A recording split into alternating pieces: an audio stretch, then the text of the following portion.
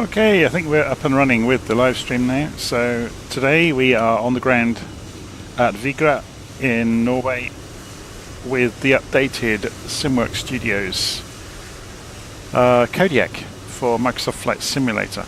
So this is the updated, or the brand new I guess, Kodiak for Flight Sim 2024.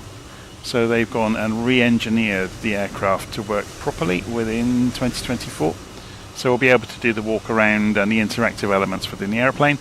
So it's worth saying the Kodiak was one of my favourite aircraft in 2020, and it's been massively updated. So we're just going to go and have a look around it with the drone camera first. We've got the windows open, so it's freezing out here, so it's probably not helping the crew in their shirt sleeves. So we'll be as quick as we can having a look around the aeroplane before they turn into icicles in the cockpit there. But I thought it would be nice to open the doors so you get to see some of the interactive elements. Obviously we'll see that more as we walk around. There's hardly a breath of wind this morning, so you can see we have got covers on things with ties on them. They do wave around in the wind when it is windy. So you can see the finish on this is stunning. I apologise for the noise as well. I've got Say Intentions running in the background. I've dialed the noise down a fair bit, but it's still noisy out here. If we go and have a look around, yeah. There are aeroplanes. I think he's got hotel mode on in the aircraft behind us. So his engine is busy making lots and lots of noise. When we close the doors and get in, it will obviously be a lot quieter. So the finish of this aeroplane is just amazing.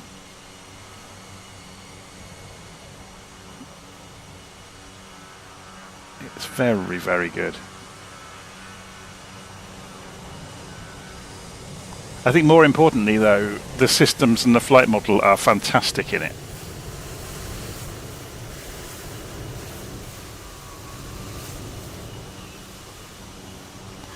It is quite difficult to fly nicely. I'm going to say that straight out of the gate. It's got an enormous propeller on the front of it, and that has ramifications in terms of being careful when you are handling the aeroplane.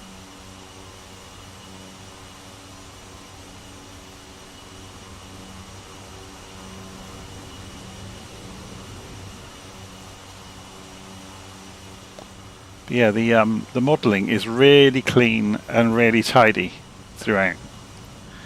So let's go around to the spinner and have a look. Let's go and look at the hinges and the various labels. It's really nicely done.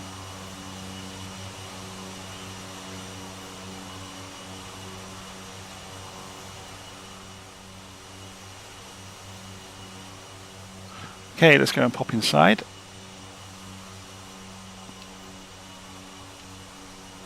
Try and slow the drone camera down a little bit more. So you can see we've got G1000s across the cockpit if you've not seen the Kodiak before. It's quite a modern aeroplane. It's a lot quieter in here, isn't it?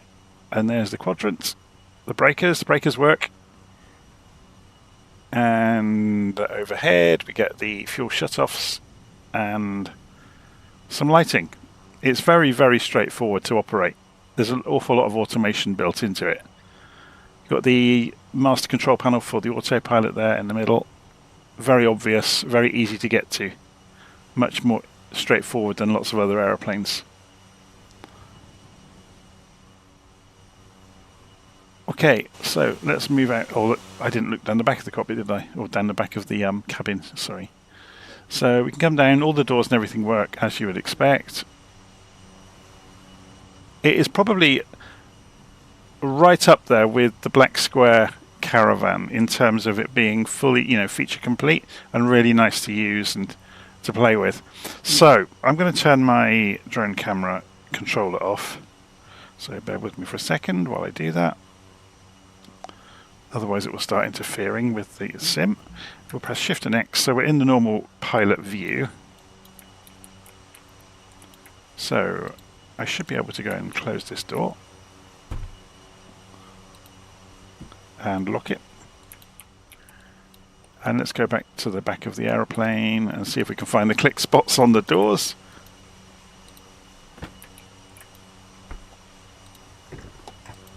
Okay, we need to close both sides first before we go for the handles.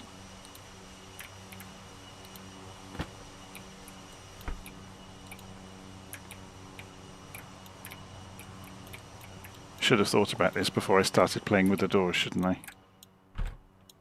Okay, let's lock that one.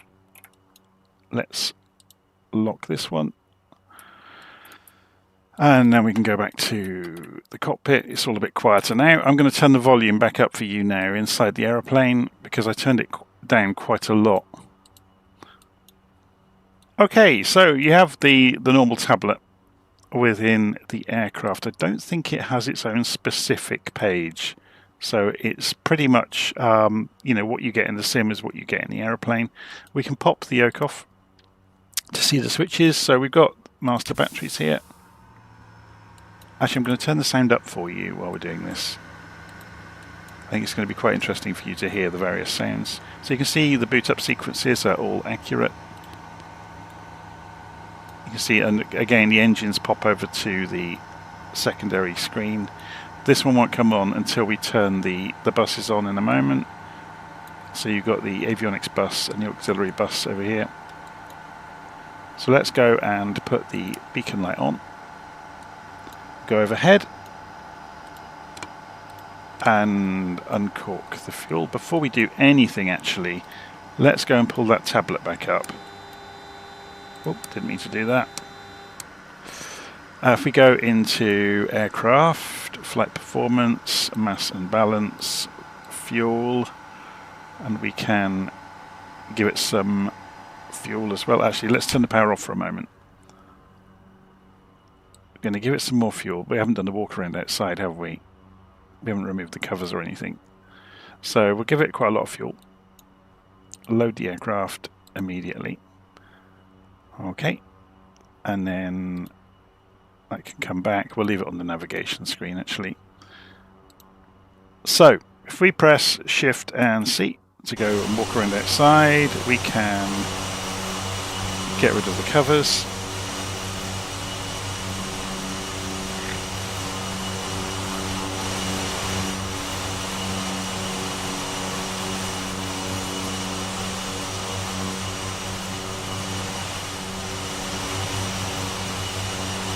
Good. So there's lots and lots of little elements here that you can go play with, like the baggage doors. It's all interactive all the way around the aeroplane. I think this one works as well. Yep, it does. It's very cool, isn't it? Obviously you can click on the doors as well to open them. Just wondering if there's an engine inspection hatch. I haven't actually looked. Don't think so. Oh, there is. I tell a lie. So there's the engine.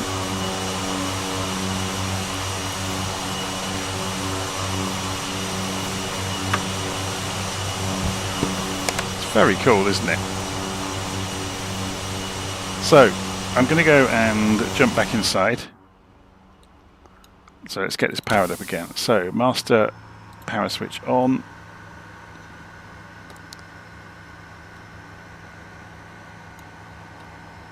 We'll go and turn the second screen on. Beacon light is already on. Can put the nav lights on. We already did the fuel valves overhead. So this is the fuel shut off, so push that in. So just make sure my controllers are working. So I've got power, and that can go into beta as well. We've got emergency power there as well. We've got a propeller controller here. And we've got the fuel condition lever. So we'll leave this in low RPM at the moment. And we're going to start the engine. So make sure the fuel is off. And then starter can go to high. And you'll see the numbers coming up.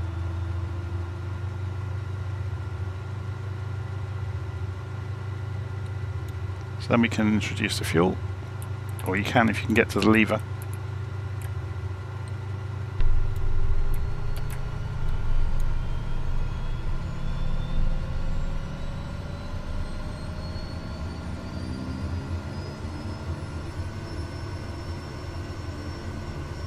Okay, so that's all stable. We'll leave it ticking over like that at the moment. So we can go and put the buses on now. the starter can come off, alternator on, generator on.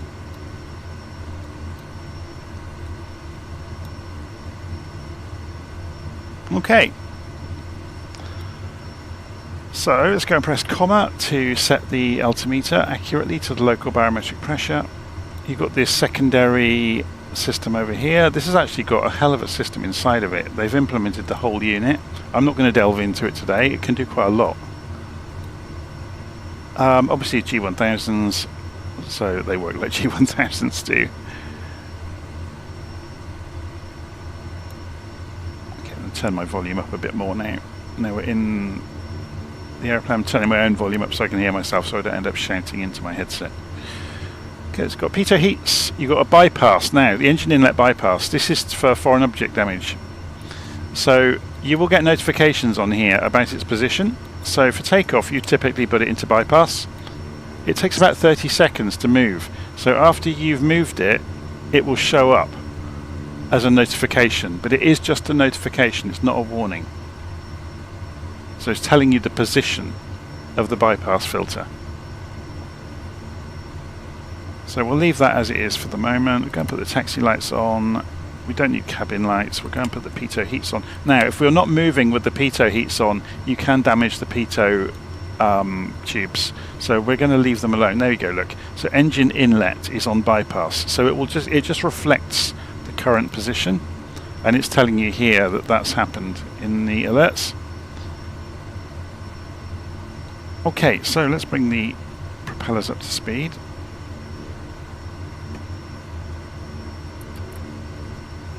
And put the head tracking on. I'm not sure if this is a controlled airport. Should we go and have a look? So we are at Vigra. There's a lot of aeroplanes around because I've told it to put a lot of aeroplanes around us. So Vigra com radios. Yeah, we have got tower 118-100. Is that reflected by say intentions? Yeah, Vigra 118-100 or 105 actually is tower. That's slightly different.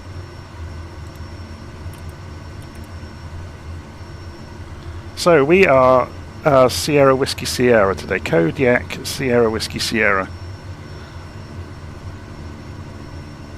Let's have a little look at the map as well. So we'll be anticipating, I'm guessing, we've got a crosswind, quite a strong crosswind. Runway 24, I would imagine. So let's go and talk to the tower. Tower, Kodiak Sierra Whiskey Sierra, requesting taxi to runway.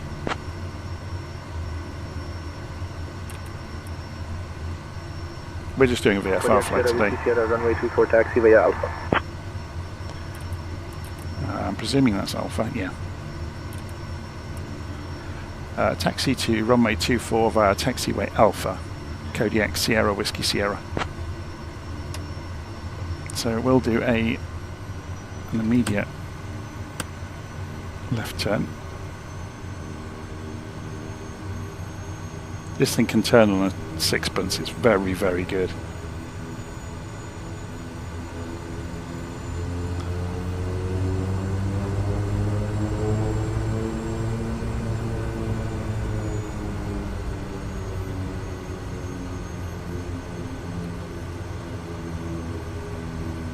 But the huge advantage of this Kodiak is it flies like an absolute dream. You do have to be careful, as I said, it's an enormous propeller on the front of the Kodiak. So if you go for full throttle when you're at low speed, the differential pull from each side of the propeller with high alpha, because if you imagine the propeller spinning this way, even though there's this optical illusion it's going the other way, because it's spinning this way, as soon as you pull back, then one side... Oh, sorry, no, it's spinning that way, isn't it? Yeah. So as soon as you pull back, then it's grabbing more air on the right side, and it will twist the aeroplane left quite dramatically.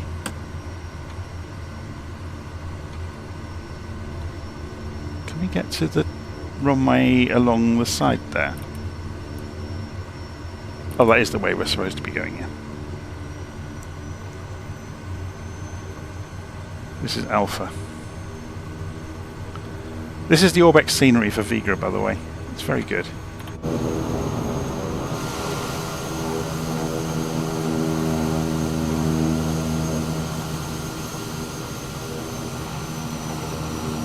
You can see the suspension working away as we go over the bumps. It's very, very good.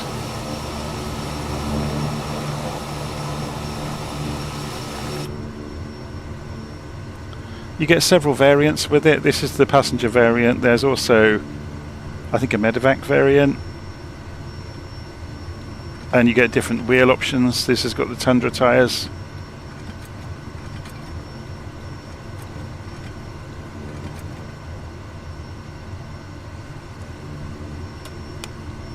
So parking brake on. Tower, Kodiak, Sierra, Whiskey, Sierra, holding short, runway 24.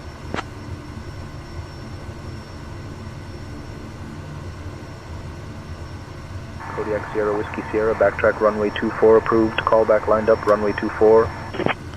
We'll call when lined up, runway 24, Kodiak, Sierra, Whiskey, Sierra.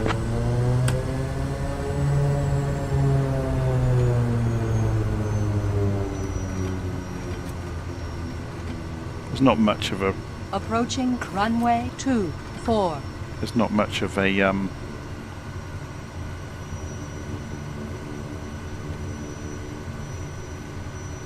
run to the end of the runway.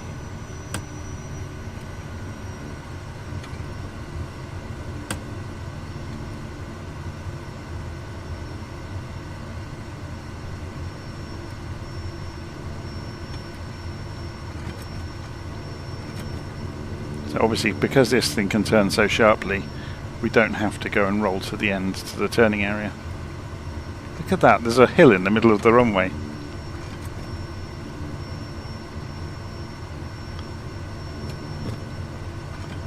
Tower, Kodiak, Sierra, Whiskey, Sierra, lined up, runway 24. Pitot heat's on, strobes on, Kodiak, Sierra, Whiskey, landing Sierra, lights on. runway 24, cleared for takeoff, left hand. Clear for takeoff, left hand, Kodiak, Sierra, Whiskey, Sierra. So just make sure everything's in place. Whoops. And there's the problem of Flight Simulator right there. So using head tracking and things getting in the way of each other, I've gone and cut the engine by accident. So we'll start the engine up again quickly. So we want the starter to run again. It's not a problem. Just make sure the fuel is off.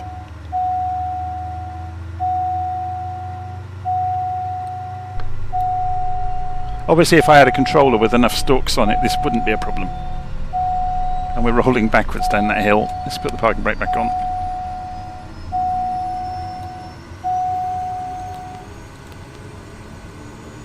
Engine's back up. That's kind of good that happened in a way, because I can show you there how to restart the engine. So starter doesn't need to be on anymore. This is what we wanted to do, which is drag that forwards.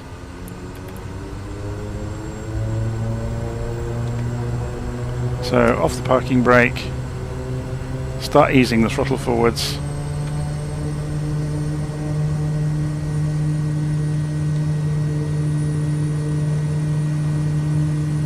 Keeping an eye on the torque.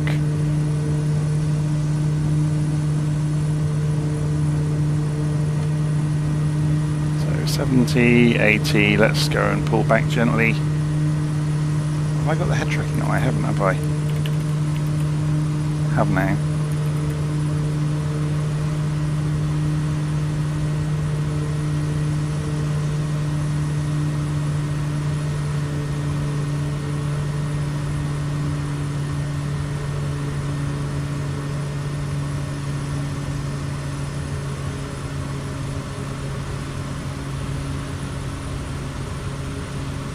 I'm just easing the power back to reduce the torque.